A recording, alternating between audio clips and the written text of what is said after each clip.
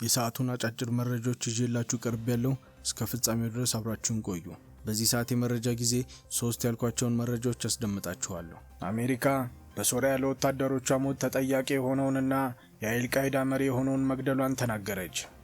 ከፍተኛ የኢራን ቄስ የትራምፕን ይገባኛል ጥያቄ በመቃወም የተቃውሞ ሰልፈኞችን እንዲገድሉ ጥሪ አቅርበዋል። ሩሲያ የኃይል ማመንጫ ጣቢያዎችን ስታጠቃ የዩክሬን ልዑካን ቡድን ደግሞ ለሰላም ድርድር ወደ አሜሪካ ደርሷል። አሜሪካ በሶሪያ ለወታደሮቿ ሞት ተጠያቂ የሆነውንና የአልቃይዳ መሪ የሆነውን መግደሏን ተናገረች።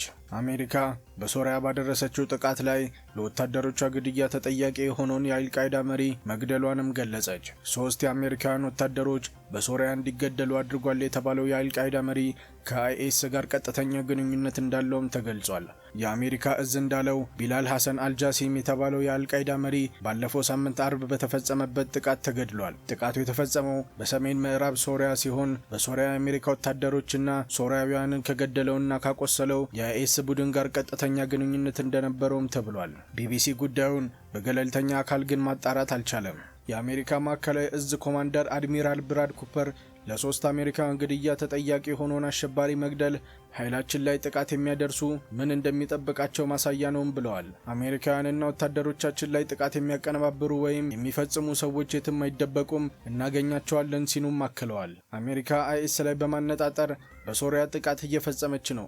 ኦፕሬሽን አዋይክ ስትራይክ የሚልም ስም ተሰጥቶታል። እንደ አውሮፓውያን አቆጣጠር በ2025 3 አሜሪካውያን ወታደሮችን በማዕከላዊ ሶሪያ ፓልማራያ ከተገደሉ በኋላ ነው ይህ ኦፕሬሽን የተጀመረው።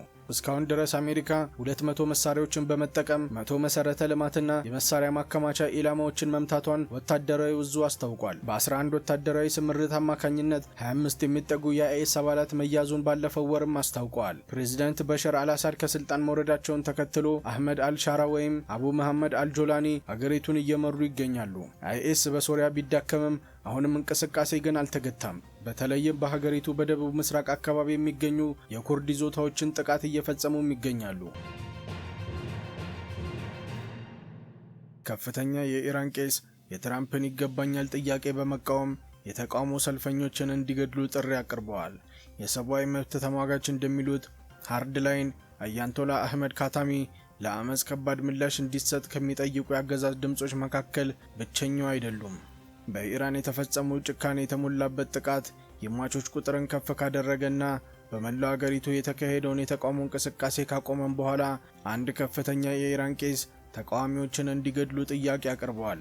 አያንቶላ አህመድ ካታሚ አርብ ዕለት ባደረጉት ስብከት ላይ ታጥቀው የሚንቀሳቀሱ ግብዞችን መግደል አለባቸው በማለት ተቃዋሚዎችን ተችተዋል። ተቃዋሚዎቹን የእስራኤልና አሜሪካ ጠባቂዎችና ወታደሮች ሲሉ ገልጸዋቸው ሁለቱም ሀገሮች ሰላምን መጠበቅ እንደሌለባቸው ቃል ገብተዋል። የጋርዲያን ምክር ቤት አባልና ከፍተኛውን መሪ የሚሾመው የኤክስፐርት ምክር ቤት ከፍተኛ አባል የሆኑት ካታሚ በኢራን ውስጥ ጠንካራና ተደማጭነት ያላቸው ቄስ ናቸው። ንግግሩ በዚህ ሳምንት የአሜሪካውን ፕሬዝዳንት ዶናልድ ትራምፕ በኢራን ላይ ሊያደርጉት የነበረውን ወታደራዊ ጥቃት ለሌሎች ጊዜ ለማስተላለፍ የወሰኑት ሲሆን የኢራን ባለስልጣናት ተቃውሞ ሰልፈኞችን ግድያ ለማስቆም መስማማታቸውን ለጋዜጠኞች ተናግረዋል። አርብ ምሽት ትራምፕ ኢራን 800 ተቃዋሚዎችን መግደሏን ስላቆመች አመስግነዋል። ምንም እንኳን እነዚህ ቁጥሮች ከየት እንደመጣ ግልጽ ባይሆንም የኢራን ከፍተኛ መሪ አሊ ካሚኒ ቅዳሜ ዕለት ትራምፕን በተቃዋሚዎች ውስጥ በግል መሳተፍ ወንጀለኛ ሲሉም ጠርተዋቸዋል። እንዲሁም ለተቃዋሚዎች ተጨማሪ ቅጣት እንደሚጣልባቸውም ቃል ገብተዋል። በፈጣሪ ጸጋ የኢራን ሕዝብ የአመፅን ጀርባ እንደሰበረው ሁሉ የአመፅ አራማጆች ጀርባ መስበር አለበት ሲሉ ካሚኒም ተናግረዋል። የሰብአዊ መብት ተሟጋች የዜና ወኪል እንደዘገበው የመብት ተሟጋቾች በተቃውሞ ሰልፎች ላይ የሚደርሰውን ጭቆና ቀጥሏል። ከ3090 በላይ ሰዎች በተፈጠረው ሁከትና ወደ 4000 የሚጠጉ ጉዳዮች አሁንም እየተገመገሙ ነው። ከ22100 በላይ ሰዎች በተቃውሞ ሰልፍ ላይ መታሰራቸውንና ይህም በእስረኞች ላይ የሚደርሰውን በደል መፍራትም አስከትሏል። ለ2 ሳምንት ተኩል የቆየው ተቃውሞ የጀመረው ታህሳስ 28 ቀን ነጋዴዎች በቴህራን የሪያል ዋጋ ላይ ድንገተኛ ውድቀት ከመከሰቱና ወደ ጎዳና በወጡበትም ወቅት ነበር። ተቃውሞቹ ተስፋፍተው ጥያቄዎቹ የሀገሪቱን መንግስት እንዲያቆም የሚጠይቅ ጥያቄን በማካተት አገሪቱ ከ1979 አብዮት ወዲህ ካየችው እጅግ ከባድና ገዳይ የሆኑ ሁከቶችንም ፈጥሯል። ሂዩማን ራይትስ ዎች አርብ ዕለት ባወጡት መግለጫ ባለስልጣናት የተቃውሞ ሰልፎችን በጭካኔ አክሽፈዋል። የተቃውሞ ሰልፈኞች የጅምላ ግድያ የሚካተትም ገልጿል። በአብዛኛው ሰዎች ከመንገድ እንዲወጡም አድርገዋል። ወዲያውኑ የተከሰተውን አለመረጋጋት በመፍታት ባለስልጣናት በድርጊቱ ውስጥ የተሳተፉ ሰዎችን ለመቅጣት በህዝብ ፊት እያሳዩም ነበር። ይህ እርምጃ ሀገሪቱን ለማተራመስ በውጭ ድጋፍ የተደረገ ሴራ አድርገውም ሰይመውታል። ካታሚ በአርብ ስብከታቸው 350 መስጊዶች፣ 126 የጸሎት አዳራሾችና 20 የአምልኮ ቦታዎች በተቃዋሚ ሰልፎች ተጎድቷልም ሲሉ ተናግረዋል። በተጨማሪም 400 ሆስፒታሎች፣ 106 አምቡላንሶች፣ 71 የእሳት አደጋ መኪኖችና ሌሎች 50 የአደጋ ጊዜ ተሽከርካሪ ጉዳት እንደደረሰባቸውም ተናግረዋል። የተቃውሞ እንቅስቃሴው ውጤት ምን እንደሚሆን ወይም በሚቀጥሉት ቀናቶች እንደገና ይቀጥል እንደሆነ ግን ግልጽ አልሆነም። ባለስልጣናት ከአንድ ሳምንት በላይ የቆየውን የኢንተርኔት መዘጋት በመቀጠላቸው የኢራን ህዝብ ከቀሪው ዓለም ጋር መቆራረጣቸውን ቀጥለዋል።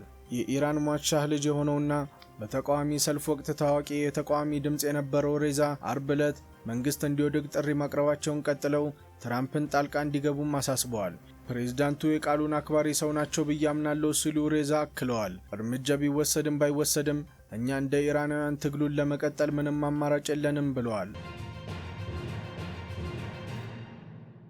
ሩሲያ የኃይል ማመንጫ ጣቢያዎችን ስታጠቃ የዩክሬን ልዑካን ቡድን ደግሞ ለሰላም ድርድር ወደ አሜሪካ ደርሷል። ኪየቭ ዩክሬን የዩክሬን ልዑካን ቡድን ቅዳሜ ዕለት ወደ አሜሪካ የገባ ሲሆን ለ4 ዓመታት የዘለቀውን ጦርነት ለማስቆም በአሜሪካ የሚመራው ዲፕሎማሲ ግፊት በተመለከተ ውይይት ለማድረግ ወደ አሜሪካ ደርሰዋል።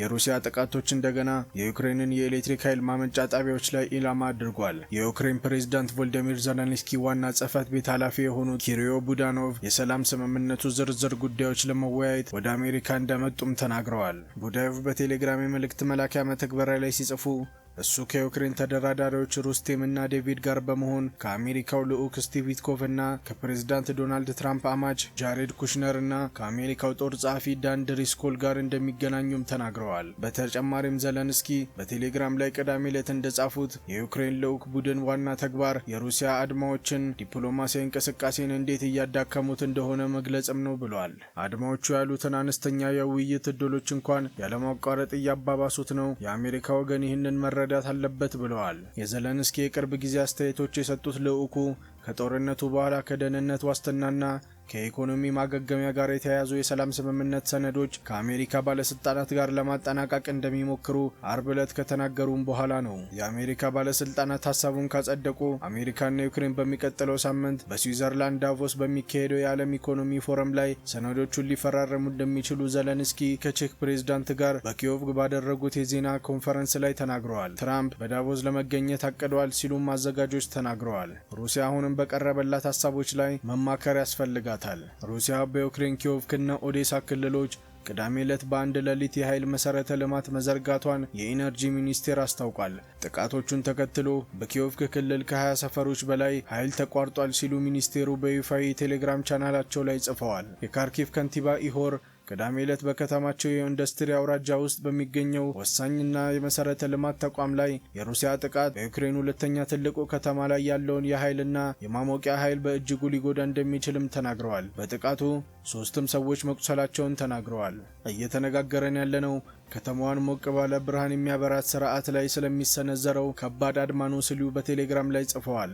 ስርዓቱ በቋሚነት በገደቡም እየሰራ ነው ብለዋል። እያንዳንዱ አዲስ አድማ የተረጋጋ አቅርቦትን መጠቀም የበለጠ አስቸጋሪ ይሆናልም፣ መልሶ ማግኘትም ረጅምና ከባድ ይሆናልም ብለዋል። ዜሌንስኪ እሁድ ዕለት ልዩ የኃይል ማስተባበሪያ ስብሰባ እንዳደረጉ ገልጸው በኢነርጂ አቅርቦቱ ረገድ በጣም አስቸጋሪ የሆነ ሁኔታ በኪየቭና በካርኪቭ ከተሞችና በአካባቢው ክልሎች ውስጥ መሆኑን ጠቅሰዋል። ዩክሬን የኤሌክትሪክ ኃይልን ከውጭ ማስገባትና የሀገሮቹን ተጨማሪ መሳሪያዎች ማግኘት ማሳደግ እንዳለበትም ተናግረዋል። ሩሲያ በጦርነቱ ወቅት በተለይም በክረምቱ ወቅት የዩክሬንን የኃይል ማመንጫ አውድ ገድላለች። የኪየቭ ባለስልጣናት የጦርነት መሳሪያ ክረምት ብለው የሚጠሩትን ስትራቴጂ የዩክሬንን የመቃወም ፍላጎት ለማዳከም ያለመ ነውም ብለዋል።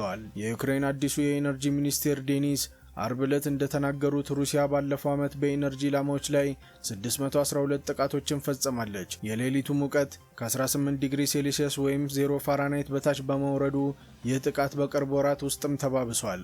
ዩክሬን ሰዎች በባለስልጣናት በተቋቋሙ የህዝብ ማሞቂያ ማዕከላት ውስጥ በሚፈልጉበት ጊዜ ሁሉ እንዲሄዱ ለማስቻል የሰዓት እላፊ ገደቦችን ለጊዜው ማቃለልን ጨምሮ የአስቸኳይ ጊዜ እርምጃዎችን አስተዋውቀዋል። ሆስፒታሎች፣ ትምህርት ቤቶችና ሌሎች ወሳኝ መሰረተ ልማቶች ለኤሌክትሪክና ለሙቀት አቅርቦቶች ቅድሚያን የሚሰጡ ጉዳዮች እንደሆኑም ተናግረዋል። ባለስልጣናት ኦክዛሊኒስቲያ፣ ናፍቶጋዝ እና ኡክሮምቦሮምፕሮም ቢያንስ 50% የሚሆነው የራሳቸው ፍጆታ የሚሸፍነው ከውጭ የሚገባው የኤሌክትሪክ ኃይል በአስቸኳይ እንዲገዙ ትዕዛዝ መስጠታቸውን ሺሚሃል ተናግረዋል።